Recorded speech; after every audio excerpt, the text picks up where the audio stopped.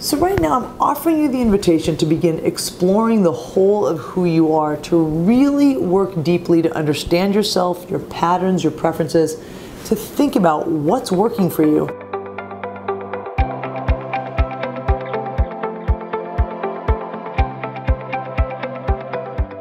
Hey everybody, I'm Lori Sulpizio, and today I want to talk to you about personality. Before we begin, don't forget to hit that subscribe button, hit that bell icon so you can get updates on all of our new videos. We're putting out new videos and new content weekly, giving you tools and tips and tricks and strategies for how you can be your best self. It might be useful for you to do the Myers-Briggs type indicator. I'm going to be talking a little bit about that particular personality assessment. I put a link in the description to a free test online. It gives you really good information. And so if you haven't done the MBTI in a while, or if you've never done it and don't know your type, you may want to go ahead and do that because it will help you make sense a little bit about what we're talking about. And it'll also give you some insight into your preferences and your way of being. Because what we're going to be talking about here is how to know ourselves and then improve ourselves. Figure out what's working for us and figuring out what may be getting in our way in terms of our personality and looking to grow that. I actually think personality is a fascinating topic. It gets at the core of who we are. I think it's relevant for everybody, no matter what you do in the world, because you're probably engaging with others at some point, and other people are engaging with you. So it's really relevant for all of us, but particularly for those of us who are practicing leadership, managing others, raising kids. Knowing and understanding our personality is going to be important for all stages of our life. With personality and leadership, there's a very particular relationship because we know that the variable that indicates effective leadership is self-awareness. It's the #1 variable. And a person cannot be self-aware if they don't have awareness and understanding of their personality. So what is personality? It's the factors that contribute to who you are. It includes your genetics, your upbringing, your life experiences. So really, personality is a blend between nature and nurture. In a sense, all of these unique characteristics make you who you are. And while there isn't one definition of personality or one universal theory of personality that all psychologists agree upon, personality is defined as the consistent patterns, thoughts, feelings, and behaviors that a person has in their life. So the idea is that we do have common, consistent ways about us. It's the way that we move through the world, the way we engage with others, communicate with others, make decisions, take in information. We have preferences around that. And those preferences, whether we're conscious of them or not, become patterns. And they become habits. And they become our way of being in the world. Think of it as a part of your internal operating system. Now there is a little bit of debate around the idea of personality. Are you born with it? Is it totally fixed, or can it change over time? So I certainly believe in development and change. That's what I do, and my team and I work to develop our best selves and find ways that we all can work on achieving that best self. It's like becoming aware of triggers. We can learn to move through sticky situations more effectively. And so we absolutely believe we can grow and change. However, it may be that parts of our personality are somewhat fixed in terms of who we are. So there may just be things about us that are part of who we are. They're ingrained into us, almost like our internal wiring. I'm going to demonstrate for you what I mean by this, how this shows up. I'm going to ask you to do a little activity. So take out a piece of paper, grab your journal, find something close to you, grab a piece of paper, something you can write on, and a pen. And then I want you just to take that pen and pick it up and sign your name like you would sign a check or you would sign an official document. Just put your signature on that piece of paper somewhere. I'm just going to give you a moment to do that. It's probably going to happen pretty quickly. I want you to take a look at that. It probably looks familiar. We don't write checks much anymore, but you've probably done this signature thousands of times in your life. Okay, so now I want you to take that pen, put it in your non-dominant hand. In your other hand, I want you to sign your name with your non-dominant hand right by the first signature. I'm just going to give you a moment to do this. Just switch hands, put that pen in your other hand, and sign your name. If you feel like you need a little more time, go ahead and pause the video, get that signature down, and then come back to us. So if we were in a room together doing this in person, I would ask you to give me some words to describe that first signature. Right? How would you describe the signature with your dominant hand? Go ahead, just say some words out loud to yourself right there. Chances are some of the words that you're saying are probably things like easy, fast, smooth, automatic, did it without thinking. I just grabbed the pen and I wrote. Now with your non-dominant hand, if I were to ask you to describe that, what would you say? What was that like? Probably things like it was difficult, it was slow, it was conscious, methodical, sloppy, ugly, illegible, all those sorts of things, right? So in many ways we can think of personality like that. It's true that you did sign your name with your non-dominant hand, and you can do it because you have access to that skill. But that innate natural ability with your dominant hand is just so smooth and so quick and so automatic that you would of course pick to do that. Personality operates that way. We do have that dominant, easy, preferential way that's our go-to. Now we know from amputees and those people who have been forced to use and write with their non-dominant hand that they learn to do it, and they end up doing it just as well. But there's a learning element capacity around non-dominance to those things that aren't as preferential. This does take focused work. So as you're thinking about your personality, and as you're considering and thinking about growing and developing yourself into a better self, I want you to know that it does take work, and it's sometimes awkward and feels laborious, just like signing with that non-dominant hand.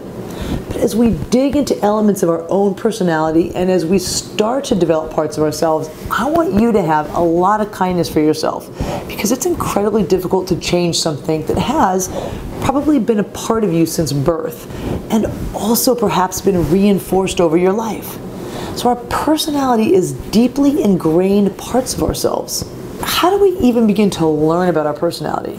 Well, there's a lot of personality tests out there. I mentioned the Myers-Briggs. There's a variety of free ones available online, and if you're wanting to do a deeper dive, many of us leadership coaches offer a more detailed and extensive version of these personality profile reports.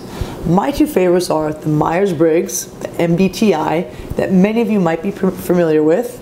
Maybe you've even done it before. And the other one I really like is the Enneagram. What I like about the MBTI is that I feel like it's really complete in terms of what it attempts to tell you about yourself, and I like the theory that it's based on. It's based on the work of Carl Jung, the psychologist, and I think his work is very substantial and good with a lot of depth and breadth. And you'll see that depth and breadth in your MBTI profile.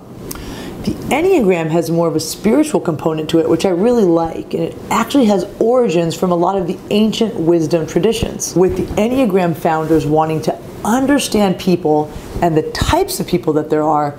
They recognize that each of us has this pure essence to us, and then part of that pure essence gets pulled away as our ego begins to develop and take over. So I put some links in the description to both of those tools if you're interested in learning more about these and are taking some of these free assessments. And for today's video, I'm going to give examples specifically more from Myers-Briggs. So one thing I want to say that I think is really important as you begin to do work around personality is that you will see a bit of yourself in every type. So for example, while you may have a preference for feeling on the Myers-Briggs, that does not mean that you never think. And if you're a T with a preference towards thinking, it doesn't mean that you have a stone cold heart and you never feel. So we really want to avoid making any blanket generalizations, because none of these categories are all or nothing. Just like with our hands, dominant and non-dominant, we do have the ability to use both. We just don't use them with equal preference and equal comfort level. Most likely, though, you did resonate with some aspects of your type if you've taken that test. Maybe some parts more than others. Maybe you feel like extrovert totally defines you, or being an N for intuition and having that vision really does categorize how you think and make sense of the world. So for example, for me personally, I'm a T in the Myers-Briggs through and through. I'm a thinker, I live in my head, I'm logical, I want to go to the solution, fix the problem, spend time in reasonable problem solving, and it's much more work for me to drop into that feeling space. So for me to go to the heart space, it takes more focused energy. It's like me signing the document with my non-dominant hand. Now that being said, I learned this about myself maybe 13 or 14 years ago. So I've been spending a lot of time attempting to grow my ability to bring the feeling aspect out. And I would hope that people who've worked with me for a while now and who've known me for a long time would say and be able to recognize that shift that I've made and that I've actually developed in that area. But I do think it's important to say that even after almost 14 years, my quick go-to and how I make decisions is the head. I can go to thinking very fast, and I have to pause myself, take a breath, really drop into that heart space consciously so I can exist with more feeling. So the first thing we cautious ourselves around is thinking that we only exist in one category and that we don't exist in any of the other categories, because that's just not true. These categories are not mutually exclusive. We can access all of them. The next thing I want to cautious us about is assigning any one type to a particular demographic or identity. So it's not true that women are more feelers and men are more thinkers. It's not true that extroverts make better leaders because they're more likely to speak out loud. Different races and ethnicities don't lend themselves to particular types. We may notice commonalities within certain subgroups, but whether it's industries or certain groups of people, the curiosity around this then is this innate? Meaning, are we really born with this, or are these commonalities a product of our social conditioning? Because we live in a world with very strong messages about how we should act based on our identity, our demographic, our role. So these become the types of things that we get curious about and we explore when we start to explore our personality. Each of us has an identity. We have a sex and a gender, a race, an age. We have other parts of our identity, like our religion, being an athlete or an artist, being a sister, wife, husband. And these identities come with expectations, and sometimes our personality reflects what we think we should be doing based on that identity. So what you want to ask yourself as you begin to get the data about your personality from these assessments is, what parts of my personality feel like they are true to me and are my natural preferential way? And what parts of myself have I begun to mold based on the world's expectations of me? Because this really gets at authenticity and our ability to be our authentic selves. So there are ways that our identities and our life experiences have helped us develop and nurture our personality, and ways that it might have hindered us and has led us to squash parts of who we are. For example, maybe you're an extrovert, but you grew up in a household where you were told that kids were meant to be seen and not heard, and you were scolded for being loud. So you developed a capacity to silence yourself and exist more internally. Not because you're an introvert, but because in order to keep yourself safe in your household and minimize conflict, you learned that you needed to be quiet. All this is available data for us to learn more deeply about who we are, to understand our way in the world with a little more clarity. Another really important thing is that there's no one personality that's better than another. So it's wrong to say that this personality type is going to be better in the medical profession, and this one better as a teacher, this one better as a politician, or a leader. In fact, one of the things that we know about leadership is that effective leadership requires a more integrated whole. Leadership has been very one-sided to be socially defined with masculine traits, but we know it's not effective and it does not work well. So good leadership, effective and necessary leadership, requires a blend between the head and the heart. It requires both the sensing types that rely on raw data from the senses and the intuitive types that are visionary. The danger is us typecasting skills based on type, so then we get into the mindset where we tell ourselves, I'm suited for this and not that. She's suited for this and not that. I'm too quiet to be an effective leader. It's just not true, and it's a dangerous narrative. So now we start to get into the stories that we tell ourselves. And as we begin the process of really becoming self-aware, we start to see the integration of everything from our values and what we find most important, to our many identities and roles, to our personality and the experiences we've had in our lives. And we see how all of these have interacted to craft stories and narratives in our heads stories that often are not the most positive for us, stories that don't reflect our inner self in the best light, and they hold us back. So right now I'm offering you the invitation to begin exploring the whole of who you are, to really work deeply to understand yourself, your patterns, your preferences, to think about what's working for you and think about what areas you want to improve upon and get really honest about that. Sometimes we fall into the trap of saying or thinking, it's just who I am, right? This is just me. And people might say this to you. You might struggle with somebody who's difficult in your life, and you might try to bring something up to them and talk to them about it, and they come back and tell you, that's just me, it's who I am. It's just my personality, take me or leave me. Yes, to a point, there is some truth to that. And yet the development work that we really believe in, that we attempt to teach and promote, this development work we all can do as individuals. And so we would take that, that's just me, and we would say, that's not serving me well. I'm getting feedback and that's not helping me. I want to grow in ways that takes this just me part and turns it into something that helps me connect more, engage more effectively, be more productive. All right, the aspects of this that I would really like you to take away from this video is, one, you can become aware of when that part of you just starts to show up, and you can recognize when it's becoming present, when those preferential habits that aren't the best start to take over. We can be better at noticing that, and then we can explore how we might evolve it, how we might disrupt before it takes over. Again, we're not saying we're bad, and we're not saying that any part of our personality is bad or wrong. We're just willing to hold the possibility that some parts of ourselves maybe get in the way of things. So one of the big parts of doing this is reflection. Developmental work, finding your best self, living and leading from a grounded, centered, effective place is really all about reflection, because that promotes awareness.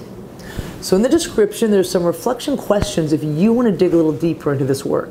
We want to recognize the variables that contribute to us being our best, feeling really good as we move through our days. And then we also want to start recognizing what are the variables present when we're not feeling our best. What do you need to be your best person, to have your personality really show up and serve you well? Do you need to get 8 hours of sleep?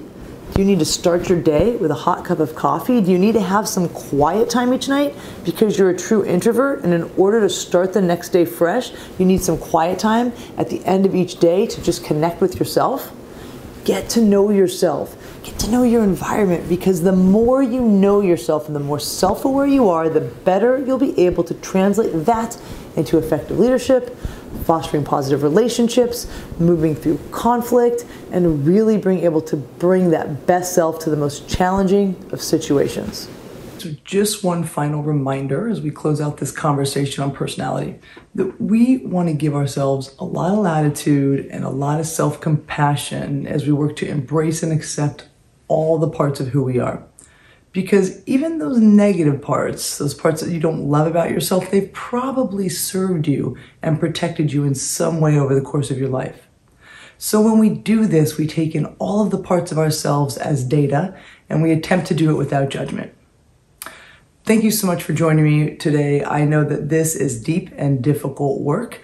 I'm really grateful you would spend the time, and I'm honored to be part of this journey with you. Thanks so much.